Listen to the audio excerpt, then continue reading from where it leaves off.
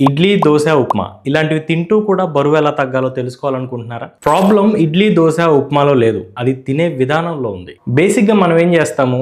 4, 5 ఇడ్లీలు పెట్టుకుంటాము. పల్లీ చట్నీ ఎక్కువగా యేసుకుంటాము. దాంతో పాటు కారం నెయ్యి యేసుకుంటాము. ఇలా తీసుకోవడం వల్ల క్యాలరీస్ అనేది ఎక్కువగా వస్తూ ఉంటాయి. ఫర్ ఎగ్జాంపుల్ మీరు ఇడ్లీ తిన్నారనుకోండి. ఒక 2 ఇడ్లీలు తినండి. దాంతో పాటు కొంచెం ఉడకబెట్టిన పెసలు, స్ప్రౌట్స్ తీసుకోండి.